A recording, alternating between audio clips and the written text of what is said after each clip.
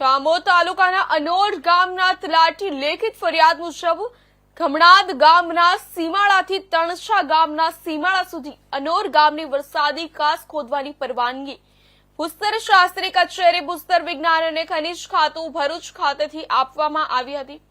આ પરવાનગી અંતર્ગત 3 મીટરની ઊંડાઈથી કાસ ખોદવાનો ઉલ્લેખ હતો। તે અનોડ ગામના તલાટી કમ મંત્રી સ્થળ તપાસણી કરતા 3 મીટરથી વધુ અંદાજિત 15 મીટરનું ખોદકામ ધ્યાને આવેલું હતું અને કોન્ટ્રાક્ટર સમગ્ર બાબતે પૂછતા કોઈ સંતોષકારક જવાબ મળ્યો ન હતો। સમગ્ર બાબતે પરવાનગીના નિયમોનું ઉલ્લંઘન થયાનું પ્રથમ દ્રષ્ટિએ જણાઈ આવ્યું હતું। તદુપરાંત 40 દિવસમાં કાચ ખેડવાનું કામ પૂર્ણ કરવાની પરવાનગીમાં જોગવાઈ છે, છતાં 40 દિવસ ઉપરાંત દિવસો વીતી ગયા છતાં કામ પૂર્ણ થયું નથી। સદર ગંભીર બાબતે યોગ્ય કાર્યવાહીની માંગ ગામના તલાટી કમ મંત્રી દ્વારા તારીખ 17 એપ્રિલ 2025 થી લેખિતમાં ડિસ્ટ્રિક્ટ જીઓલોજીસ્ટ ભૂસ્તર શાસ્ત્રી કચેરી ભૂસ્તર વિજ્ઞાન અને ખનિજ ખાતું કલેક્ટર કચેરી ભરૂચ અને આમોદ મામલતદારને જાણ કરવામાં આવી હતી।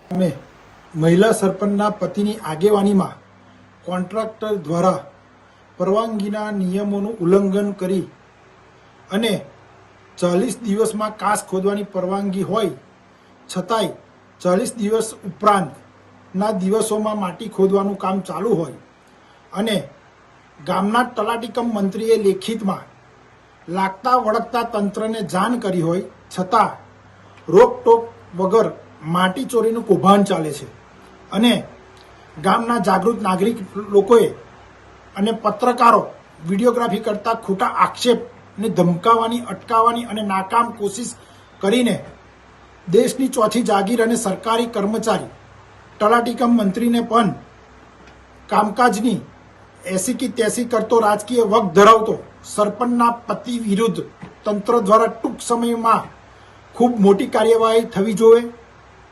માટી ચોરોને એમ હોય કે લગતા વરગતા કંઈક અધિકારીઓ એમને બચાવી લેશે તો એમને પણ ખુલ્લા પાડીશું એવી અમે તંત્રને પ્રશાસન પાસે માંગ કરીએ છીએ।